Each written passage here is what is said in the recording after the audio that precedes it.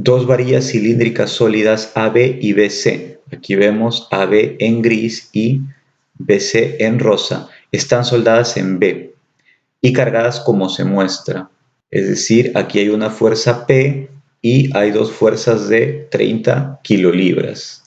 Determine la magnitud de la fuerza P, para la cual el esfuerzo de tensión en la varilla AB, aquí hay un esfuerzo de tensión, tiene el doble de magnitud del esfuerzo de compresión en la varilla BC. Entonces me está diciendo que AB, la parte gris, está en tensión y BC, la parte rosa, está en compresión.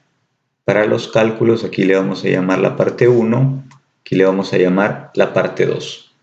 Entonces, el esfuerzo normal en 1, es decir, en AB, es el doble del esfuerzo normal en 2, es decir, en BC. De aquí voy a partir y el esfuerzo normal es el esfuerzo normal a la sección transversal. Entonces, el esfuerzo normal en 1 es la carga axial en 1 sobre el área de la sección transversal en 1. Y el esfuerzo normal en 2 es la carga axial en 2 sobre el área de la sección transversal en 2. De ahí voy a partir, voy a reemplazar aquí, entonces hay que hallar cada uno de esos elementos. Bien, vamos a hallar la carga axial en AB, es decir, en 1, para lo cual tenemos que hacer un corte imaginario. Una vez que hacemos ese corte imaginario, vamos a visualizar en la mente cómo las dos partes del elemento se van a separar de esta manera. Se separan, ahí donde yo he hecho el corte, se separan. Y lo que tengo que hallar es la carga axial como fuerza interna, es decir, la carga axial que aparece aquí, en la sección donde se ha hecho el corte, aquí o aquí. Cualquiera de las dos partes se puede utilizar y se llega al mismo resultado, pero se escoge la parte más simple. Entonces aquí colocamos la carga que es P y voy a escoger esta parte porque es más simple de resolver que esta. Y entonces aquí colocamos que este P se va a equilibrar con P. Quiere decir que la carga axial en 1 es simplemente P. Luego, por el principio de acción y reacción, si acá es P, aquí también tiene que ser P. De tal manera que imaginariamente estas dos son fuerzas internas, fuerzas que aparecen en el corte imaginario.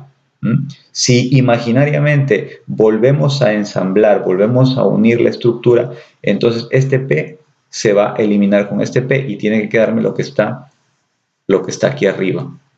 Entonces, si vuelvo a ensamblar la estructura y me quedan solamente la figura original, es decir, las fuerzas externas, porque las internas se eliminan mutuamente, entonces está correcto el diagrama de cuerpo libre. Pero para deducir, si hubiéramos escogido esta parte, para deducir que esta carga es P, hubiera sido necesario hallar la reacción en el apoyo. ¿Ya? Entonces, por eso escogí esta parte, porque es más simple. Entonces, ¿cómo se halla la reacción en el apoyo? La reacción en el apoyo se hace con un análisis externo. Quiere decir que no se toman en cuenta los cortes imaginarios ni las fuerzas internas. Solamente tal cual me lo da la figura del problema con las fuerzas externas, ahí hallo las reacciones en los apoyos. Una vez halladas las reacciones en los apoyos, se pasa ya a un análisis interno, donde se hace un corte imaginario y entonces aparecen las fuerzas internas y se calcula.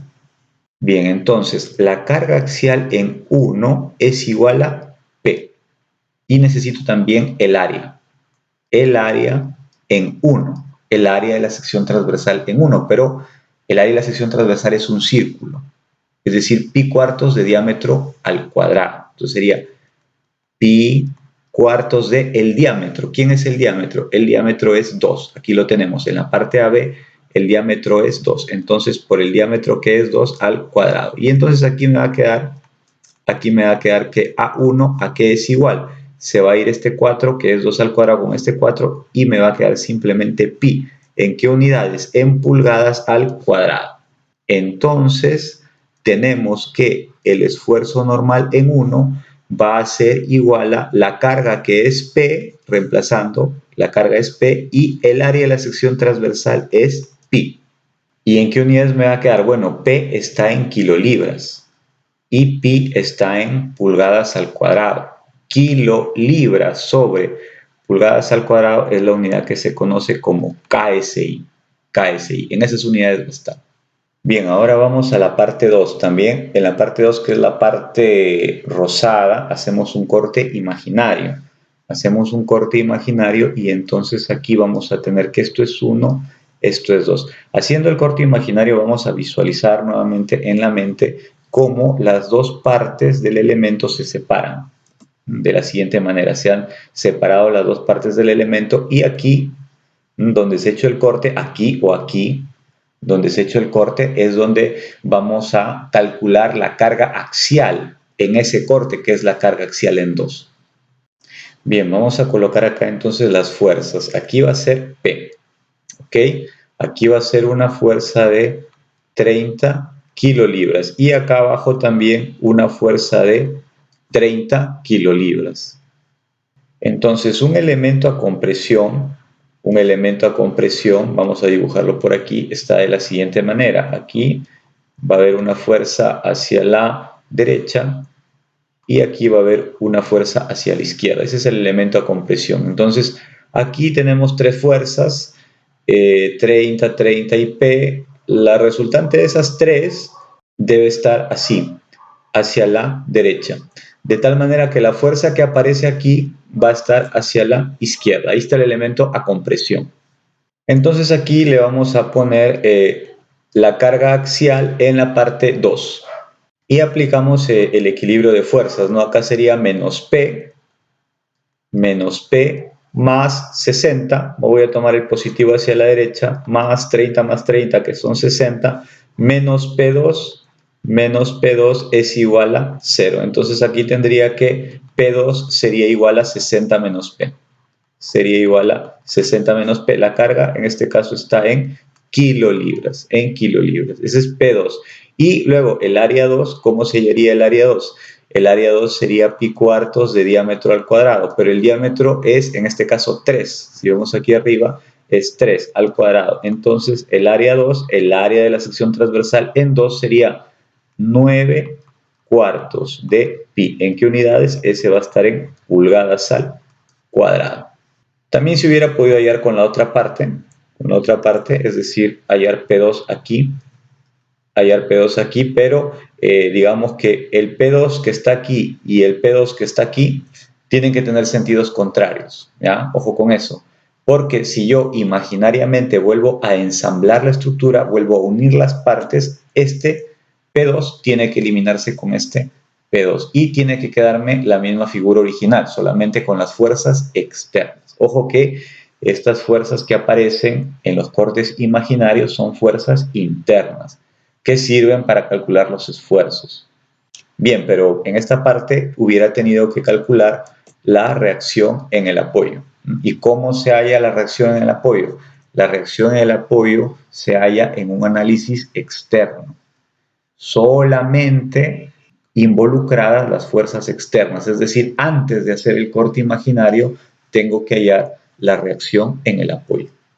Entonces me dice el problema que el esfuerzo normal en 1 es el doble del esfuerzo normal en 2.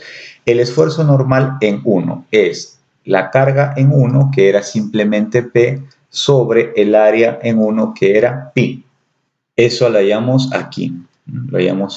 El esfuerzo normal en 1 era P sobre pi en KSI. Y luego el esfuerzo normal en 2 sería P2 sobre A2. Quiere decir 60 menos P sobre 9 cuartos de pi. Entonces aquí colocamos el doble y aquí en el esfuerzo normal en 2 colocamos 60 menos P sobre 9 cuartos de pi. También esto va a estar en KSI, entonces acá pi con pi se va a ir. El 9 cuartos va a pasar aquí a multiplicar a P y me va a quedar 9 cuartos de P. Es igual al doble de 60 menos P. El doble de 60 menos P es 120 menos 2P. Este 2 lo puedo expresar como 8 cuartos. 8 cuartos, si pasa a sumar aquí, serían 9 cuartos más 8 cuartos, sería 17 cuartos de P es igual a 120. Entonces tendríamos que P sería 120 por 4, 480 sobre 17. ¿En qué unidades? En kilolibras. Entonces P va a ser igual a 28 28.2 kilolibras. 28.2 kilolibras. O también kilolibras. Kilolibras se expresa así también como keep. La letra P es pound, ¿no? Pound en inglés, libra. Esa sería la respuesta.